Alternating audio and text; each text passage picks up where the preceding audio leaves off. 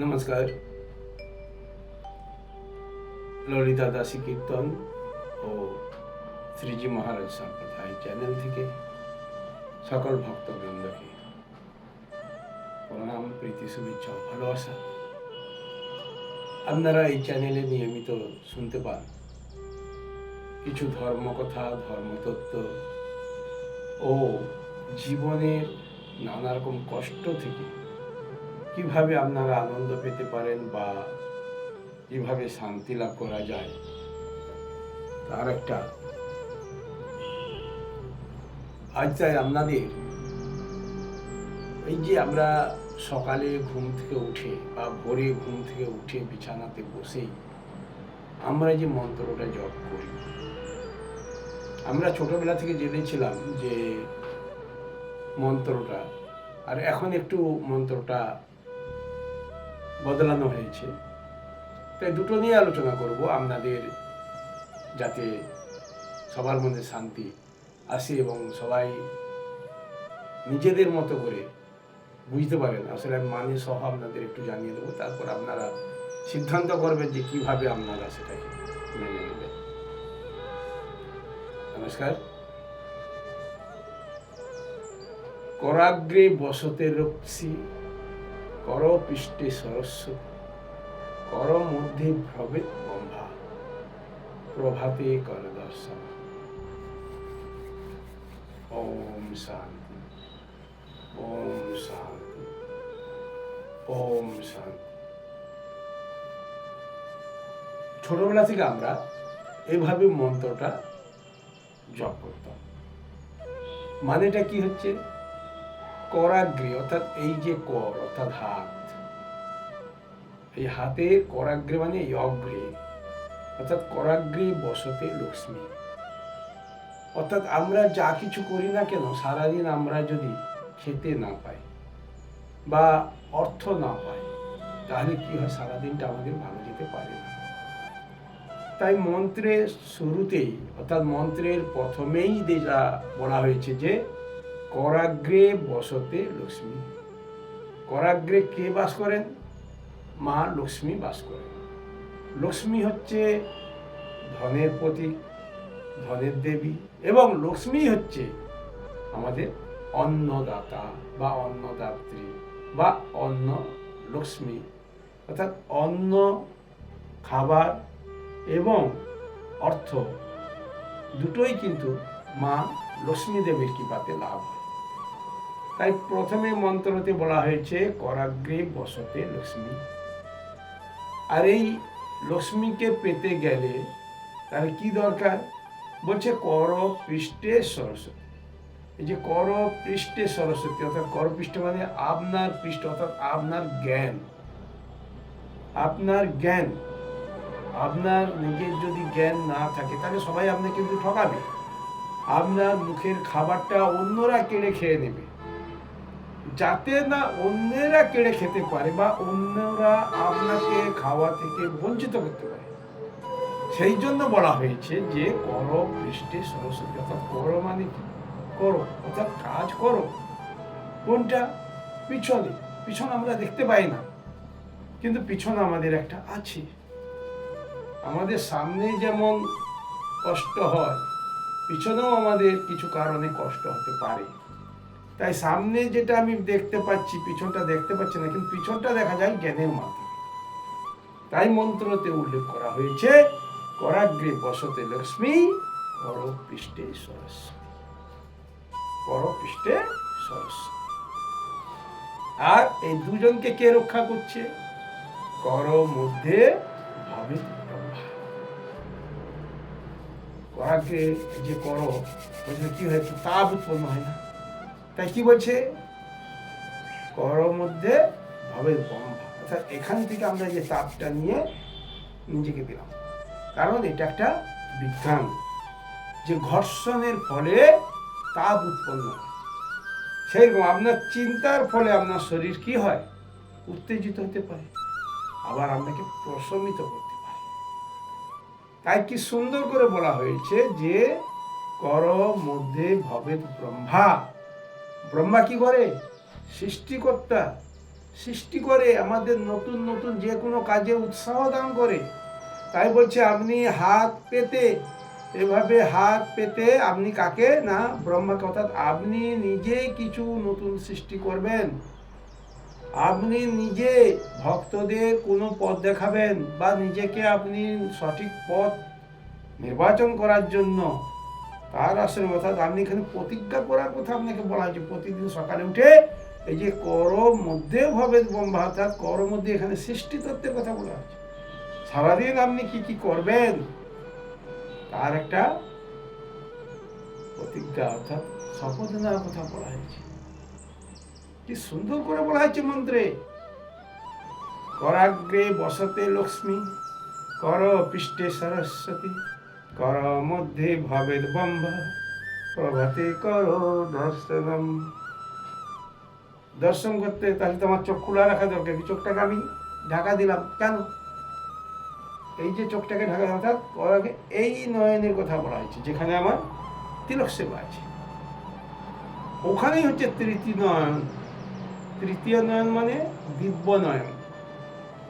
এই দুটি নয়নকে বলা হয় জ্ঞান চক্ষু বা পাপ চক্ষু। এই দুটো চোখকে আমরা খারাপ ভালো সব করতে পারি, কিন্তু এই চক্ষু কখনো খারাপ কাজ করে না, সবসময় মানুষকে উদ্ধারের কথা বলে, শান্তির কথা বলে।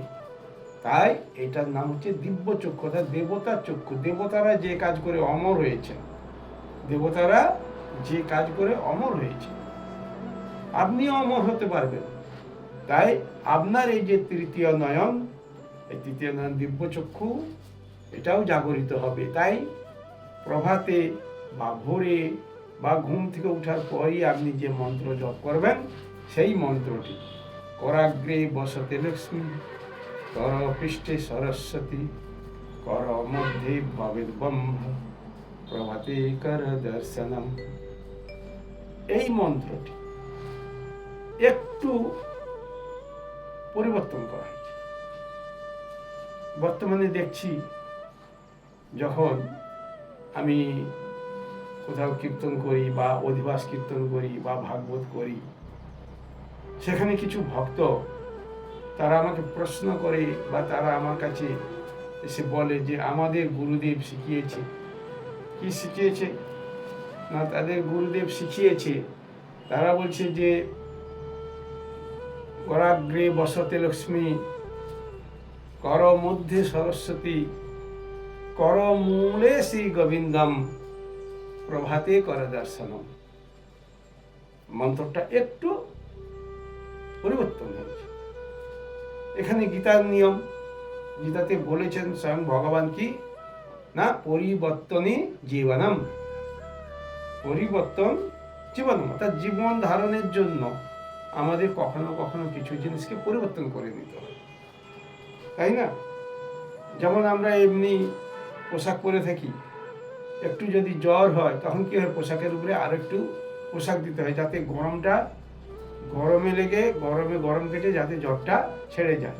বা জ্বর হলে দেখবেন আপনাকে কিন্তু একটু বেশি ঠান্ডা লাগে, এই ঠান্ডা লাগার জন্য কি হয়, একটা এক্সট্রা পোশাকের প্রয়োজন হয়। এটা হচ্ছে পরিবর্তন। সাধারণভাবে আপনি যেমন ছিলেন, কোনো কিছুর প্রয়োজনে আপনাকে একটু পরিবর্তন করতে হয় বা হতে হয়। তাই বলছে কি সুন্দর করে এখানে ভগবান আমাদের বললেন যে আপনি একটু পরিবর্তন হয়ে যাবেন। এখানেও পরিবর্তন করা হয়েছে, বলছে করাগ্রে বসতে লক্ষ্মী, কর মধ্যে সরস্বতী, কর মূলে শ্রী গোবিন্দম, প্রভাতে কর দর্শনম। অর্থাৎ করাগ্রে, এই যে করাগ্রের লক্ষ্মী, এটা ঠিক আছে, এটা কোনো বদল হয় না। অর্থাৎ প্রথমে লক্ষ্মীকে দরকার, ঠিক আছে, এরপরে যেটা আমরা কি করতাম, নিজের জ্ঞান কাজে লাগাতাম।